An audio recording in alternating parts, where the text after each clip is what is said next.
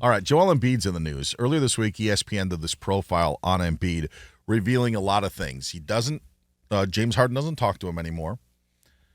Doesn't necessarily trust the front office, especially when you're talking about his injuries. And then there's this, and this is the part that I just can't get past. Joel Embiid was called out in a players-only meeting. And I'm curious, you as a former player, if you agree with what Joel Embiid is saying. Tyrese Maxey called Joel Embiid out in that meeting during the season, talking about his tardiness, not being on time, and how Joel Embiid needs to set an example. So this happened earlier in the season, obviously, when Maxey was healthy.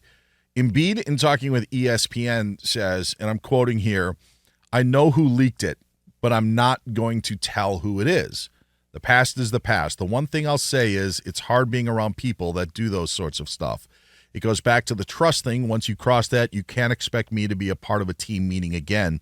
That's just not going to happen." So Joel Embiid says, I'm out on team meetings now because someone leaked that he was called out within the team meeting. Yeah. I understand code. I understand teammate. I've been a part of teams, some great, some not so great. Nothing near the level that you played.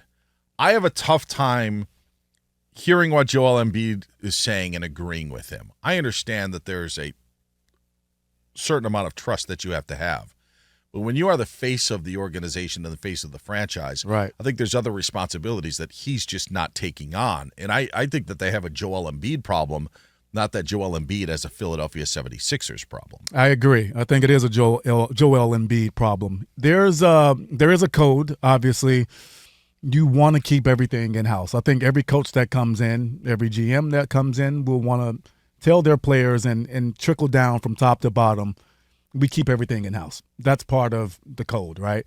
And so when you have these leaks happen, they happen all the time. They've happened about me in certain situations in New York, and I've seen it happen to other players, right? So I know what that feeling is and what that feels like. It feels like betrayal.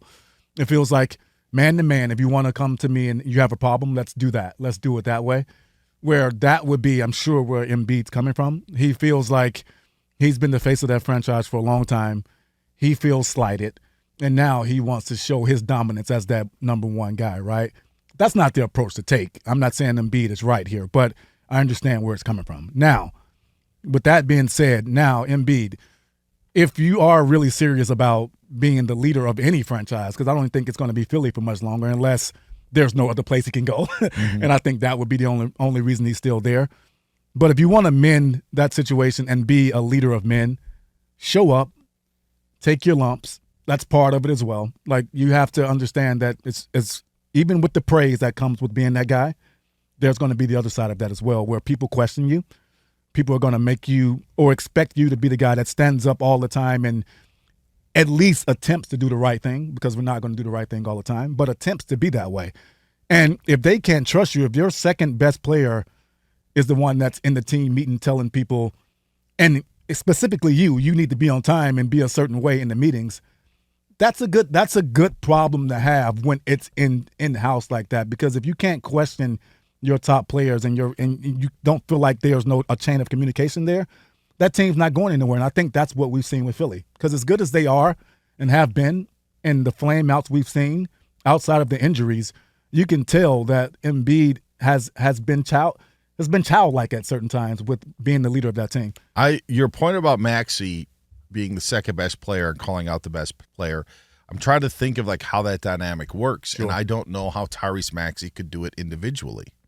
You know, like he needs the backing of the other teammates to be like, to get to that level. Because if it's a one-on-one, now your 1 and 2 maybe aren't seeing eye to eye because you have no idea on how the one is going to react. Yeah. and you don't. So then you think you're doing the right thing, like Maxey is. You have this meeting and he speaks up. I don't think it's cowardly on his point, and I think that some people would think like that. Like, well, if you felt that, why did you have to do it in front of your teammates? I think it's because of the power and what Joel Embiid carries. So I have no idea on how Tyrese Maxey would be able to do that in a different setting that didn't have the backing of those players. Yeah. But what I find interesting about this is the leak on this seems to have Joel Embiid not wanting to take responsibility. Like, he's more mad about the leak. It was like when Draymond punched Jordan Poole with the Warriors. The Warriors were way more worried with how the video came out than the actual punching of one player to another. Again, I haven't played at your level, but as I'm sitting here, I get the lack of trust or how that came out. There's a physical act and something to do with it. But yet you just had your all-NBA player punch a possible future star of your team. Yes. That is the problem. You could tell me all you want that leaks and this and that are the problem, but it's not. That is the problem. And that's the thing that I feel with Joel Embiid here. He's using the leak as an example to cover up why he was actually late in doing all those things. Yeah. And I think that's garbage, and that's the part that I don't like about it. It may be difficult. The bigger man would have said, you know what? I was late. Right. I was right for getting, or they were right for calling me out on that. I am the face of the franchise. I got to do better.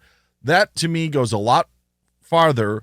Maybe it wouldn't in Philly. I don't know, but that goes a lot farther than anything that Joel Embiid could have done, including this interview. Just admit it. You know if you're late or not. Yeah. You know, that's all he had to do, and he couldn't even do that. Well, I agree with you, but I don't think that needed to be addressed, because I think that there's obviously truth to that. So him saying it, I mean, we've never seen him do anything like that. So I don't think that's part of who he is. For him, he's always been a little, I hate saying the word sensitive. I don't like it, but to say it, to prove the point right now, he seems like those things would hurt him. And so if he feels hurt, he's going to react the way that he knows how. And he hasn't had to be somebody that's responsible or somebody that takes that blame ever. We haven't seen that. Yeah, and that's the thing is, if you take the blame for it, you also take control of the narrative. Sure. Like, you take control of, guess what? I was late. Maybe I got too big for my britches. Right. Again, something we've never heard from an NBA or professional athlete, I think, in history. However, that is a way that this could be handled better. Mm-hmm. And I remember one time a well-known journalist told me that they wrote a piece that was kind of calling out a player, and the head coach of that team went up to the writer and said, "Hey, I read your piece about so and so. Thank you. It's right on. We need to light a fire under, like, it's absolutely what's going on. He's not getting the message, and by putting it out in public, they felt that it was their only way to do so."